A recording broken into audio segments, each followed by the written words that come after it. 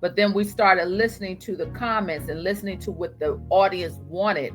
So we went from general, like you can have marriage over 50, to now it's really tailor-made. It's not just marriage over 50. These are people now who are tired of waiting. So it niched down even more. So we get our topics literally from the comments, from what they want. Most of them want to know how to date over 50. What does that look like?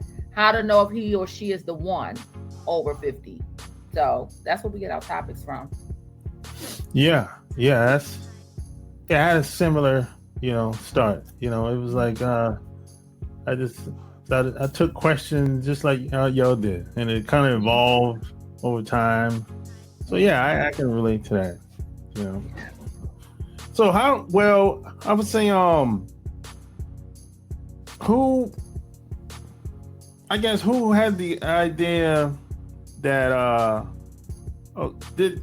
does being on video did that ever come in your mind that, hey, we're gonna be on video, people are gonna see us, friends gonna see us, family gonna see us, people that we don't know are gonna see us. But there's some people that have insecurities when it comes to being on camera. No, they'll take pictures all day long, but video is kind of like, I don't know that, now I don't understand it, but because in my mind, if you post something online, you're online.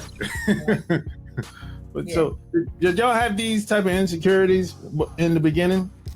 No. The two things that I looked at personally was, and I mentioned this to her, one of them was, I didn't want us to misspeak about something, and then 10 years later, somebody tried to pull up that video and said, you said this back in, whatever year it was, and try to call us out about something that, one, we misspoke, two, it was 10 years ago. Mm-hmm. So, and then the other thing was, as our experience evolved, some of our thought processes about the same topic that we gave a video to 4 years ago, if we did the same video today, it'll be a different video. Right. Yeah. So I was wondering what that was going to look like and how that would be perceived. Yeah.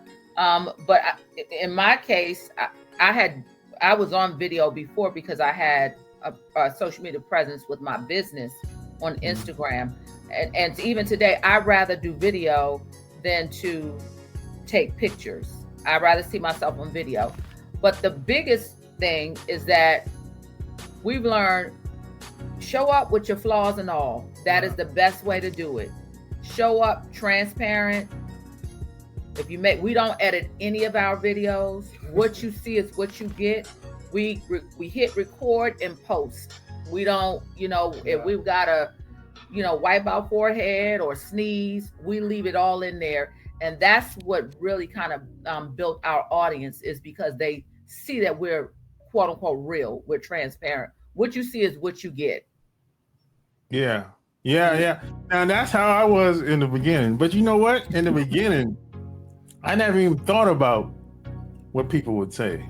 I just didn't even think about it. I didn't even really think about it. Now, what would happen is I would talk about some of my experiences, like just traveling, meeting people, and some of my experiences, people didn't like it. But I said, hey, that happened to me for real. Mm-hmm. Why does that bother you? Mm-hmm. I mean, that happened to me. Did I like it? No, but it happened. But so I didn't even really thought about what people would think when they saw some of my videos. And the funny thing is, the word got back to me that some people I know personally saw some of my videos and they stopped talking to me because of it. That's not your audience. No. That's not your audience. No, but I knew these people personally though. Wow. But so that's why I asked that, because